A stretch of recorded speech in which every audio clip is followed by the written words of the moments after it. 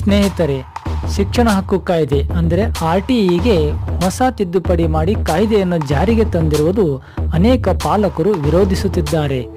ಇಂದು ಹುಬ್ಬಳ್ಳಿಯ ನಗರದಲ್ಲಿ ಪಾಲಕರು ದಿಢೀರನೆ ಪ್ರತಿಭಟನೆ ನಡೆಸಿದರು.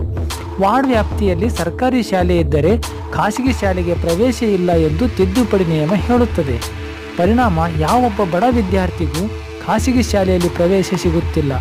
ಉತ್ತಮ ಶಾಲೆಯಲ್ಲಿ ಎಂದು ಬಡವರ ಕನಸು ನನಸಾಗುವತ್ತ ಸಾಗುತ್ತಿಲ್ಲ ಸ್ನೇಹಿತರೆ.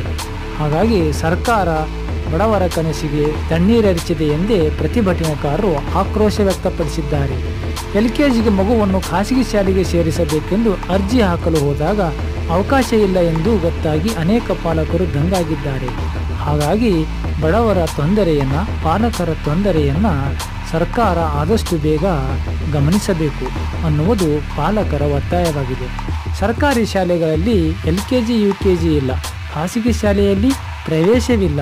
ಹಾಗಾದರೆ ಉತ್ತಮ ಗುಣಮಟ್ಟದ ಶಿಕ್ಷಣ, LKG UKG ಶಿಕ್ಷಣ ಹೇಗೆ ಕೊಡಿಸುವುದು ಅನ್ನುವುದು ಪಾಲಕರಿಗೆ ಚಿಂತೆಯಾಗಿದೆ. ಹೀಗಾಗಿ ಪಾಲಕರಿಗೆ ಬಹಳಷ್ಟು ತೊಂದರೆಯಾಗುತ್ತಿದೆ. ಹೆಚ್ಚಿನ ಹಣವನ್ನು ಕೊಟ್ಟು ಖಾಸಗಿ ಶಾಲೆಗೆ ಸೇರಿಸುವ ಶಕ್ತಿ ಪಾಲಕರಿಲ್ಲ.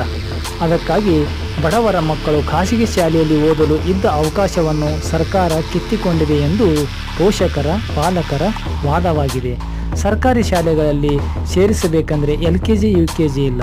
ಅದಕ್ಕಾಗಿ ಸರ್ಕಾರ ಈ ಕೂಡಲೇ ನಿರ್ಧಾರವನ್ನು ಹಿಂದೆ ಪಡೆದು ಮೊದಲಿನಂತೆ ಖಾಸಗಿ ಶಾಲೆಯಲ್ಲಿ ಪ್ರವೇಶಕ್ಕೆ ಅವಕಾಶ ಕಲ್ಪಿಸಿಕೊಟ್ಟು ಜನರಿಗೆ ಉಪಯೋಗವಾಗುವಂತಹ ಕಾರ್ಯ ಮಾಡಲಿದೆ ಎನ್ನುವುದು ನಮ್ಮೆಲ್ಲರ ಆಶಯವಾಗಿದೆ. ಈ ಮಾಹಿತಿ, ಈ ವಿಡಿಯೋ ಇಷ್ಟ ಆದರೆ ಲೈಕ್ ಮಾಡಿರಿ, ಶೇರ್ ಮಾಡಿರಿ, ಕಮೆಂಟ್ ಮಾಡಿರಿ, ಸಬ್ಸ್ಕ್ರೈಬ್ ಆಗೋದನ್ನು ಮರಿಬೇಡ್ರಿ. ನಮಸ್ಕಾರ, ಧನ್ಯವಾದಗಳು.